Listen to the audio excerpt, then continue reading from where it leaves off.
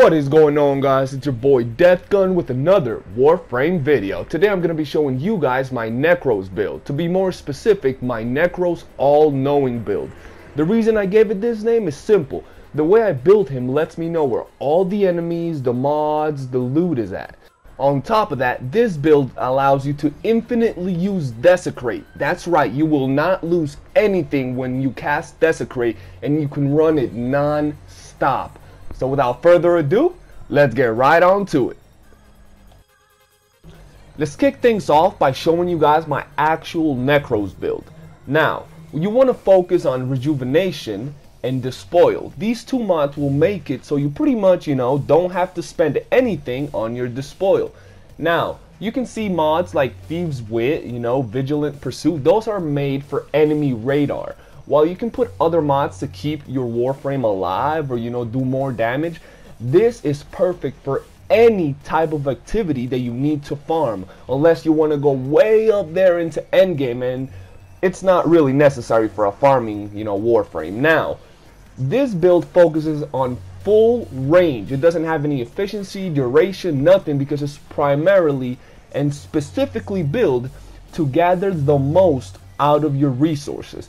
So yeah, guys, like I told you, this build will help you, stay alive, cast your Despoil in an extremely huge area, and you'll be able to see all the mods, all the enemies, and everything around you, helping you gather everything much more efficiently. You can still use moves like Terrify and Shadow of the Dead, but they'll be less efficient than a regular Nekros build.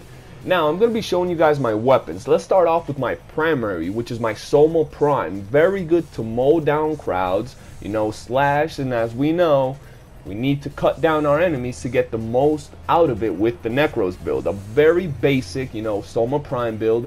Axe Stiletto Prime, just because I love my Axe Stiletto. They're very fun to use. They're pretty strong, so overall a basic build, still very fun and still very powerful, but you can use anything you want.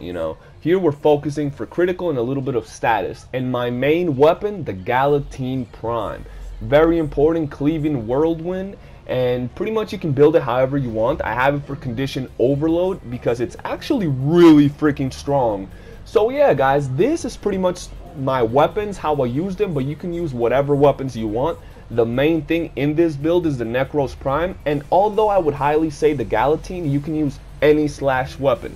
Now, another very important part of this build is Carrier Prime or any Sentinel. You're going to want to equip Animal Instinct. It's very important, so you can also have even more loot radar and enemy radar.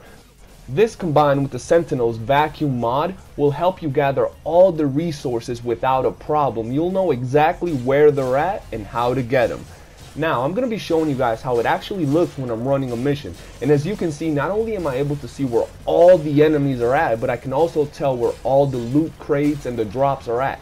Very important for you guys. You're going to want to be able to know where everything is if you really want to make the most out of your farming session. Now, as you can see, I'm clearly using my Desecrate ability, but I'm not losing energy or health. Why? Because of the combo I told you guys about. The only time that my health or my energy is damaged is when my enemy has some sort of effect. For example, the ones that drain your energy or your health. That's the only way, or unless I get a status prop or something. But Desecrate is 100% free with this. You do have to use a different aura that you might want to use, but you get a move that you completely use for free. You can focus your other, skills or maybe mod a little different, and you'll be able to use some other tactics. But we'll get into my other Nekros builds a little later.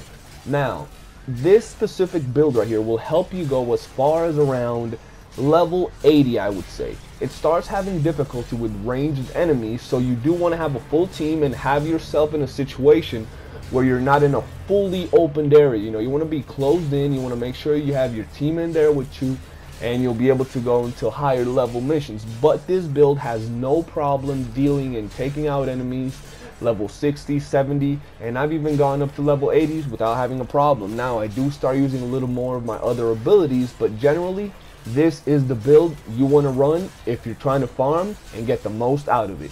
So yeah, guys, I hope you've liked the video. Make sure to smash that like button and subscribe. For now, your boy Deathgun out.